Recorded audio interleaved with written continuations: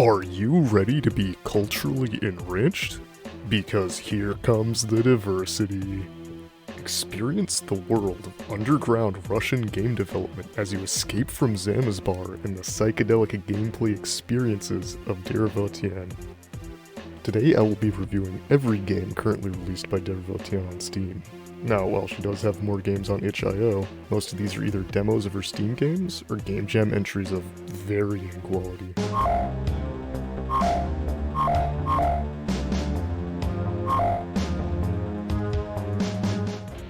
These games will be covered in chronological order by release date, and I will take full use of YouTube chapter features, so if you want to skip to a specific game for whatever reason, you can.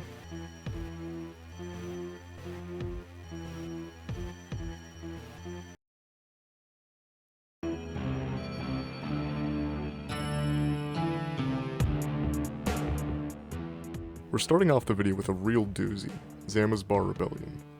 It's not bad, it's just indescribable. I'm not sure how much I'll have to say about it. It's a visual novel. It opens up with Derevotyan and her goons either having a tea party, or at least making a visual novel about having a tea party. Actually, that's not true. It opens up with the declaration that Russia is allowing for use of nuclear weapons on its own soil, but that it doesn't matter because they're just going to have/make a visual novel about having a tea party. Next, some bullshit happens that I don't even feel like trying to explain. They end up writing a novel about some real people from a Russian image board, and this will become a common trend moving forward. The story really doesn't make conventional sense if you haven't already gathered. There are two fourth walls, and both of them are broken at various points in the story. I'm sure this is all much funnier, or at least more offensive, if you're aware of who these people actually are, but that isn't to say that it's not funny on its own. There's some really entertaining moments in this game. The visuals are interesting, if somewhat tame compared to the other games in this video. You'll also feel like an anthropologist trying to make sense of some foreign tribe, and trying to piece together the almost non-existent narrative was fun, at least for me. My verdict is that the game is fun, though since this is one that you can get in its entirety for free on itch.io, it's probably not worth spending your money on. The only reason you might want to buy it is to support the developers, but since Steam isn't paying Russian developers right now, there isn't any reason to.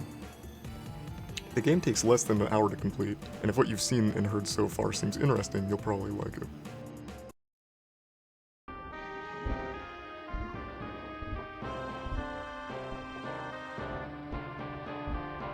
Во время революции 1917 года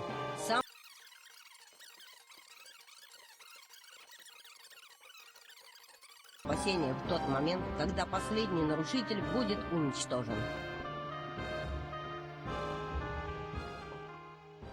Saturday of Piercing Screams is the game that I'm the most conflicted on. It is one of the most complete games in this video. It features a great visual style, the artwork is fairly solid, it has hours of levels to play through, but the gameplay is just interesting. The game's main mechanic is that every tile on the map becomes a physics object once you touch it, and you must kill enemies by dropping physics objects onto them. Another interesting mechanic is that all levels tile, and if you want to be specific, they're toroid shaped. This is, I suppose, to simulate the infinite halls of Castle Samozbor. The controls are intentionally floaty. You'll gain velocity incredibly quickly, and you can jump very long distances, though Saturday also dies if you're off the ground for too long.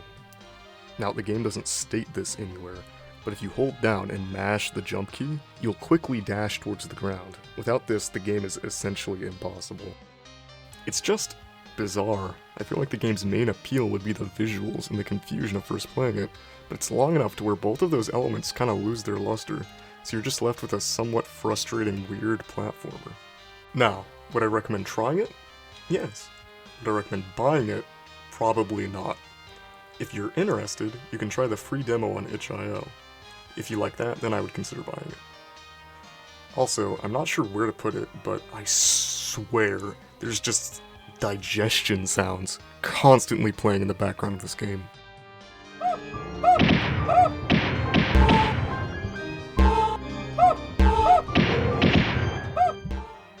It just weirds me out.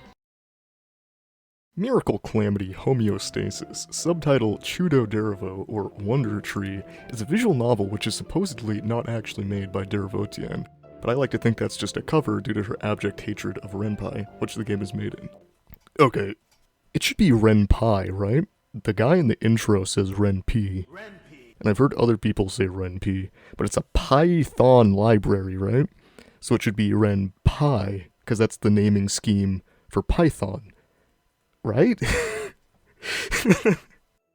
It is a Chosen One story, where you take the perspective of the guy from Green Elephant who eats shit, and save the world from a terrible menace. The storyline is uncharacteristically structured for a Derevotyan visual novel, though it is still very bizarre, and the overall themes of making fun of real people are still definitely there.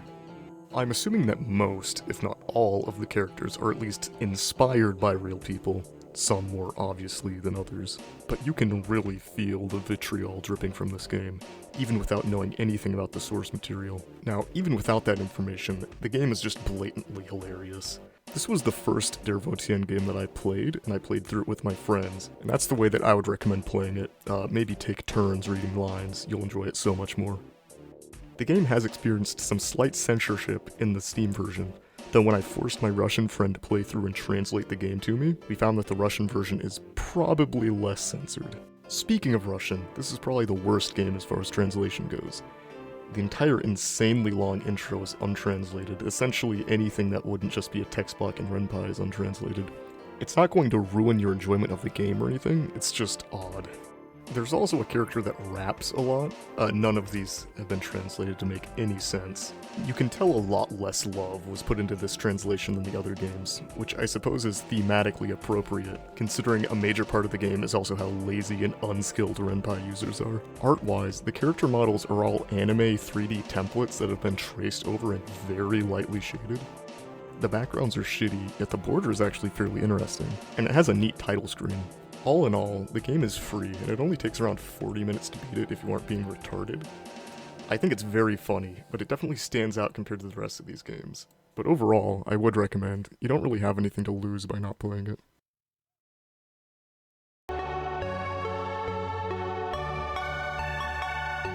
Samozbor ID Heaven is an abnormally standard game for this developer.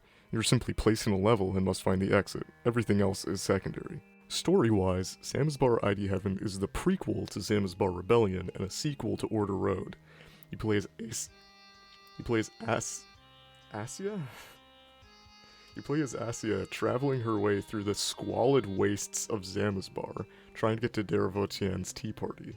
Gameplay-wise, you mostly just follow an arrow to your destination, and presumably fight enemies based off of either memes or real people. Enemies like Damacic are basically just wailing health packs. The cultists walk toward you and try to hit you with a rake, and spiders do essentially the same thing. Really, most of the enemies are extremely easy to deal with. Most will die from a single shot from the infinitely regenerating pistol, and even the later ones only take a few shots. To be honest, during my first playthrough, the only time I used the non-standard weaponry was during the night. Speaking of night, the night cycle is another main mechanic of the game. If you stay in a level for long enough, the sun will set and you'll be attacked by huge spider enemies that can shoot at you. Nights only actually last a minute or two, but they're where you're most likely to get hurt, since it's hard to just bee-hop away from everything in the pitch black. The Dimensional Invader enemy can also force it to become night. These guys are by far the coolest enemies in the game, but honestly most of the time you'll be moving fast enough to where they just despawn after only a few seconds of being alive. Some Steam reviewers called the game scary. I can only assume they're talking about the knights. Honestly, the game isn't scary at all, but the knights definitely do add to the atmosphere. Speaking of which, the game has a particularly amazing visual style. The models are mostly low poly and the textures are low res, but you can tell there was more thought put into it than just what would be the easiest to make. Things like the way the sky looks, or just the constant text on the screen, really helps define its style. Oh, the game also is in a perpetual Halloween event.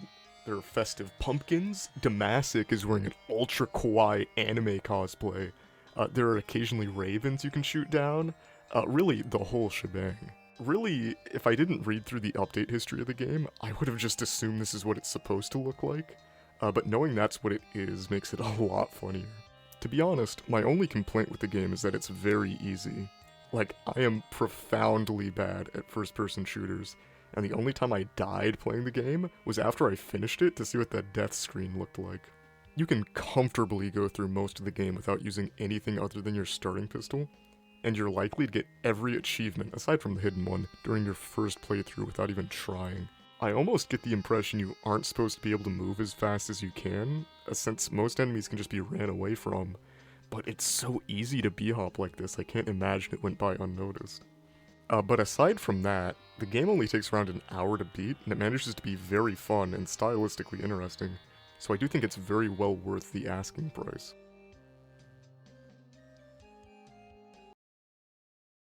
Kotel Ne Gori, or Cauldron Don't Burn, is groundbreaking by presenting a world which seems worse to live in than hell. Kotel Ne Gori is a 3D platformer / first-person shooter. You can fire rakes out of your mouth to kill enemies.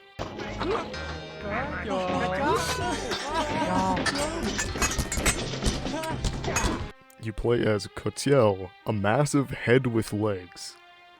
Believe it or not, but he's a person from Russian image boards. Naturally, Damask is here as well. You can use him as a flashlight.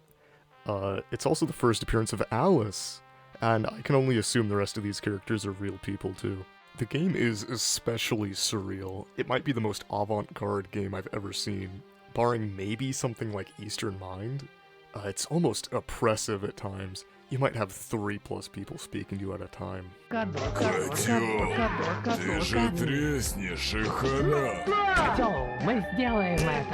gameplay consists of traversing abstract, poorly lit hellscapes. The lighting is dynamic, so whole swaths of the level will be occasionally plunged into darkness by some orbiting geometry. A lot of your deaths will be from falling off ledges you couldn't see, or from bombs that spawn above you once you reach certain stages in the level. But it manages to rarely feel unfair. There are generous checkpoints throughout the level. There's only a few levels where you really need to worry about getting lost. The enemies in the game are another story though. They can spawn incredibly close to you. It's probably the worst part of the main game, since you'll die to things you couldn't reasonably see. Oh yeah, the final boss can eat shit. On the last level you fight Alice. She, or it, flies around the level and fires rakes at you. Enemies also spawn around you as you fight. I can't explain how frustrating this can be. You'll have no idea what killed you 90% of the time, and every time you die, Alice regains 1 health. Enemies also don't reset when you die, so it's insanely easy to get stuck in death loops, essentially restarting the entire fight. The only way I found to beat Alice was to lunge towards it to your death and spam click as fast as possible. You might be able to hit a good 7 or 8 times in a row that way. Really though, the boss is very hard. In the rough draft for this review, I wrote that I didn't beat it a second time for the video because I couldn't. I don't think it makes the game bad though. It's overwhelming, sure, but the game is designed to be overwhelming, and I think it's achievable enough that when you do finish the fight, you feel really satisfied. I really like some of the music in this one too, and obviously I like the visuals and general aesthetic a lot as well. Kotel Ne Gori seems like it had the most people involved in its creation of any of these projects, and it's definitely one of the most complete feeling games in Derevotyan's catalog. I'm sort of surprised that I have as little to say about it as I do, but I guess I've already said most of what I had to say in other reviews. I do think Kotel Ne Gori is fun, but it's primarily an experience game. I really like the experience, but I don't think I can do the game justice by just describing it. Though, if you are looking for a unique experience, I don't think I could offer a better game.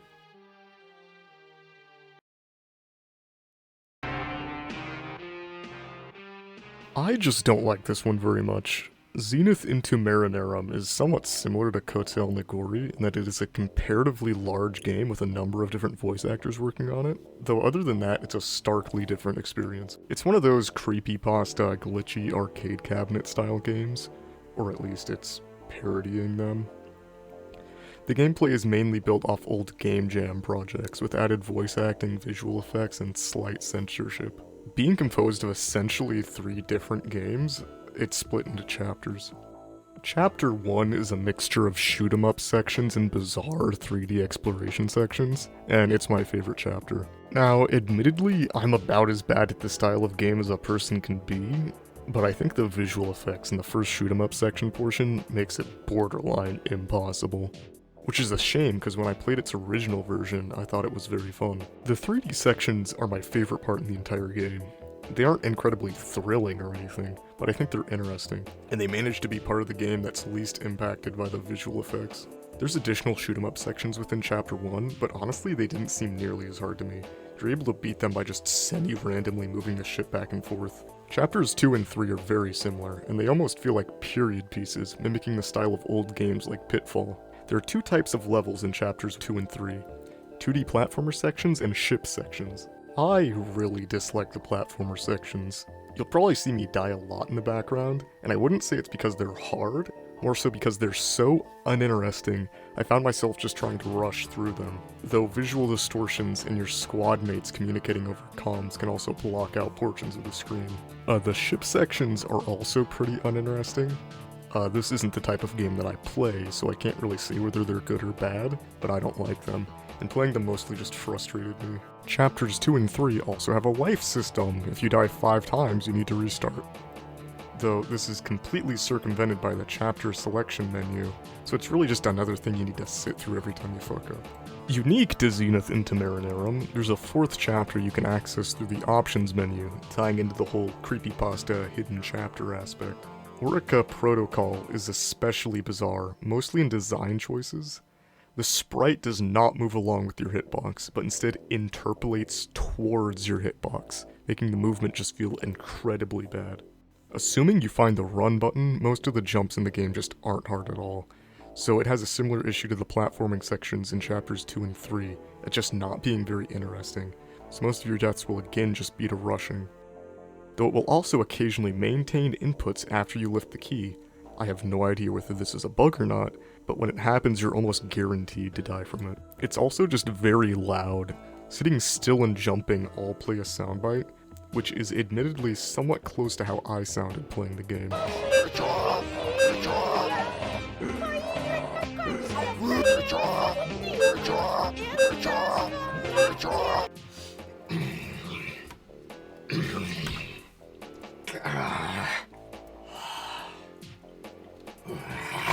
Would I recommend? No. It's a shame, since a lot of people obviously worked on this one, and it's made without a game engine. It's possible that it's just my zoomer attention span isn't suited to enjoy the games of yesteryear, but I can't force myself to like this one. The Steam edition of Order Road is split into 7 different chapters, really different games all packaged into one product. I'll thus be splitting the review of Order Road into different chapters for each game. Before that though, there are some common elements between Order Road games, mainly the UI. The user interface of Order Road is really interesting. All of the text is a physics object, which is bound to certain places and orientations. And the cursor itself just tries to move to your mouse position, and the text falls and dissolves when it's cleared. Somewhat unintuitively, the UI is driven entirely by the cursor graphic position, and not by your mouse position. It's occasionally frustrating, but it's also pretty funny, I guess. The music is all pretty good, except for when it isn't. Really anything without vocals is fine. The music on the title screen is also different each time you start the game, just something I noticed while recording.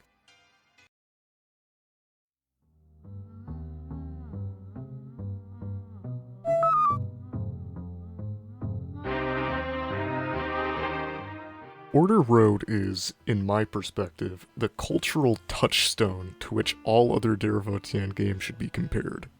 I deeply considered reviewing this one first, but since the upgraded Steam edition is technically the most recently released game, I didn't feel like breaking my own standard.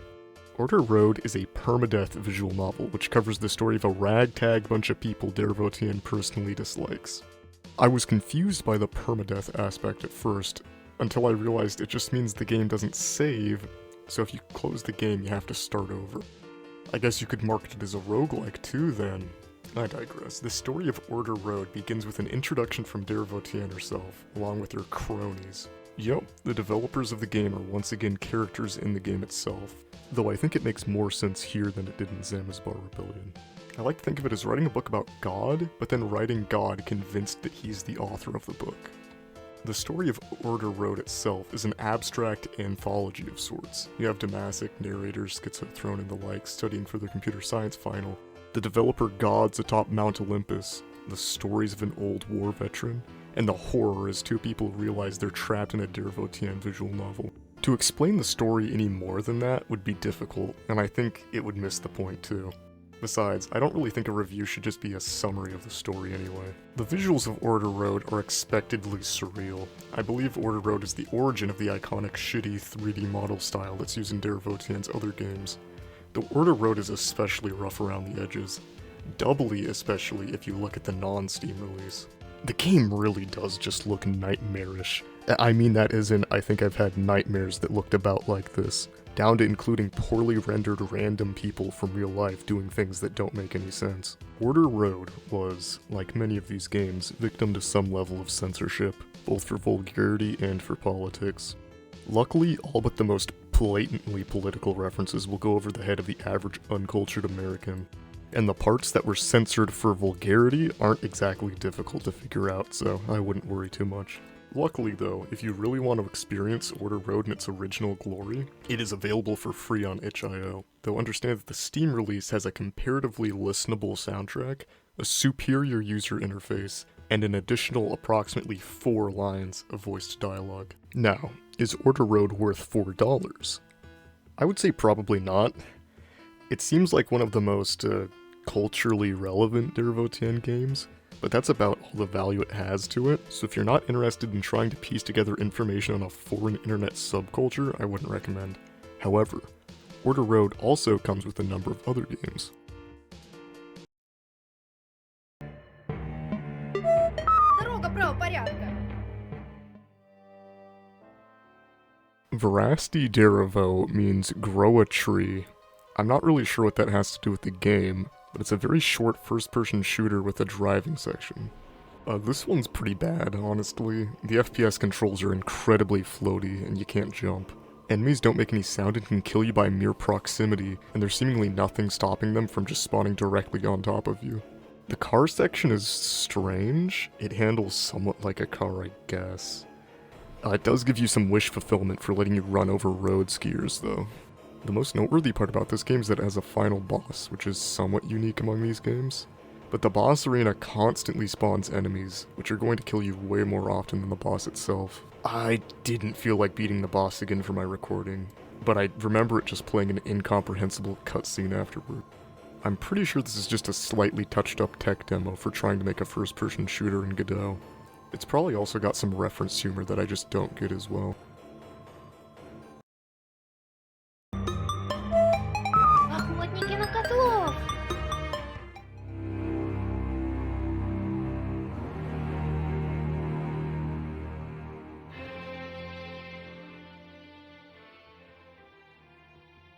This one is either GDescrate or GDescrate. I imagine it's probably a portmanteau of GD and a Russian word that I don't know. This game is strange. I guess it's a 3D platformer. You walk through poorly lit levels past what looks like different versions of yourself as boxes sprout black roots and try to knock you down. It sort of reminds me of a dream I had once. Everyone I knew was walking up these infinite stairs, and with each step you got older. I decided to start walking the other way and I met God at the bottom, who told me I had escaped samsara. That impromptu dream journal is my way of saying I don't have a lot to say about this game. It has cutscenes, so it has a story, I just don't know what it is. Either Derevotyan was feeling surprisingly artsy with this one, or it's just a reference I don't get. I don't want to look dumb, so I'm not going to try to analyze it for hidden meaning. It's neat, I guess.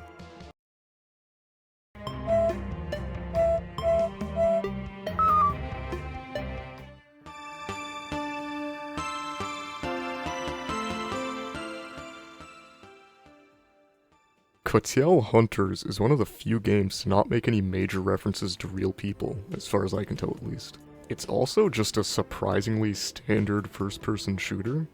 You shoot lizard men and collect crystals, which refill both your health and ammunition. The only major note is that your health and ammunition are shared between levels, so you're punished for wasting resources. I actually really like this one though. I think if it were longer, it could be its own product. My main gripe is that it's fairly easy. As I've said before, I'm horrible at shooters, and I was able to complete it pretty easily. I'm also not a huge fan of the Russian girl noises that just emanate from the protagonist. Мне стоит собрать все кристаллы селениума. Ха! Aside from that, I think it's a pretty solid game. It lacks some of the weird shit the other games have, but conventionally it's pretty fun.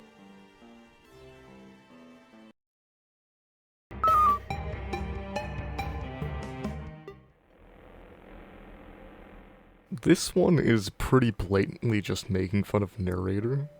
It's got a somewhat interesting visual style. I think it's somewhat reminiscent of Don't Starve, but there's really not much going on here.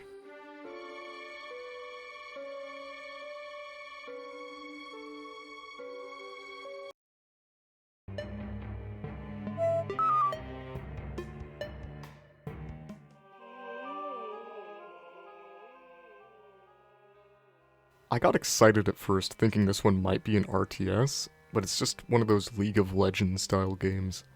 I really hate those types of games. I have no idea how to play them, so that's really all I can say about this one. Alice shows up again. I imagine Alice is probably trans or something, so they get made fun of by being shown with a beard and wearing a dress. I do like the Doom-style face portraits at the bottom though, more games should have those. Like I said though, I have no idea how to judge this style of game. The only thing I noticed is that the game will seemingly just play itself if you don't ever click to start.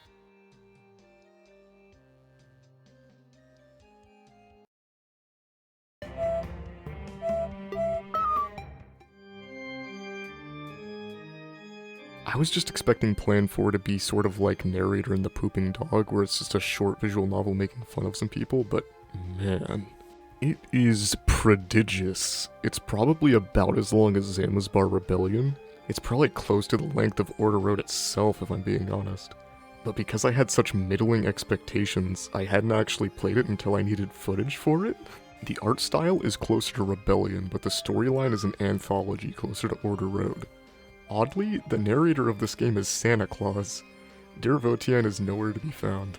The main story is about a man who is unprepared for his exam and gets sent to, I guess, somewhere in the Middle East. It also follows his love interest struggling through not knowing his fate, 2 homeless men eating a stray dog, and a few others. Story-wise, I think it's intended to be a prequel to Zenith into Maronarum and Order Road. It shows your mom getting ready to fight against the Samozbor invasion, and it also shows where Yarosh got his orcs. Technically, I'm pretty sure this is intended as an improvement to the visual novel system, as it's Derevotyan's only Godot visual novel to feature decision trees and arbitrary saving/loading. This one honestly weirded me out a lot. It's not really any weirder than Order Road or Samozbor Rebellion, but it's just weird in a different way. It was honestly kind of unsettling to read, for reasons I'm not totally sure.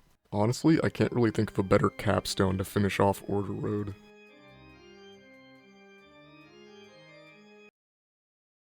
Here, I'll basically just be putting any unordered thoughts that I couldn't fit in a concise area in the rest of the video.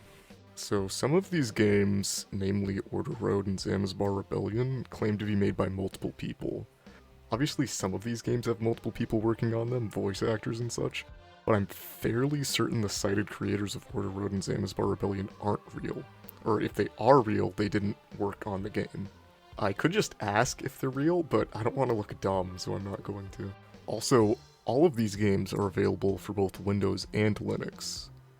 Also, I can't verify this myself, but I have reason to believe all of these games, except for Miracle Calamity Homeostasis, will work fine on an ultra-wide monitor.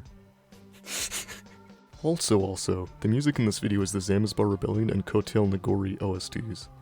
The music in these games is generally pretty nice. A lot of the songs will feature the same melodies and rhythms. This was probably at least partially just to save time, but it also means the songs can transition seamlessly into each other, which is something that I wish more games did. No, I've never ridden a train. There are some recurring themes in these games that I just don't fully understand. The rakes? I'm assuming this is an inside joke. Orica is, from what I can tell, an artist for the game Everlasting Summer. Why they are depicted like that is just lost to me. Samozbor is a thing outside of these games. It's apparently like Russian SCP. The only other information I can find on it was this video. Эх, глупые граждане, ничего не понимают, потому что даже их жизни ничего не стоит. С кем вы говорите? Ну почему без стука? Ладно, на первый раз прощаю. I thought about asking these guys if they could explain Samozbor to me for the video, but I decided my extremely loose understanding of the Russian language probably wasn't up for that. Also, trees. Derevotyan means like tree tian. Veta Vetka, one of those means branch, like from a tree. Evil trees are referenced in like 3 of these games at least. I don't know. A lot of the characters in these games are real people, and I feel like I should at least give a disclaimer somewhere here that I have no idea what they're really like, and all the info I have on them is from what is essentially propaganda against them. I am curious what their interpersonal relationships are, because generally they're shown as friends in these games, except for Alice, I guess. So I have no idea if they're at odds with each other, or if they're actually friends, or what. And in all honesty, if I were an active user on these forums, I'd probably be in these games getting made fun of too. Honestly, I kinda wanted to stop making this video like halfway through, but I'd already told so many people I was making it, so I felt like I had to finish it. I think it's kinda terrible. I was originally gonna make something that was kinda funny and, intriguing, but I messed up at some point and we got this instead. My standards also definitely went up as I went forward, so the earlier parts are considerably worse than the later parts, at least in my opinion. And hearing my own voiceover is really making me question my status as not retarded. I did write a script, but it's mostly just like a guideline. But god, do I sound fucked up in some of these lines. I'm starting to feel like I should be attending speech therapy classes or something.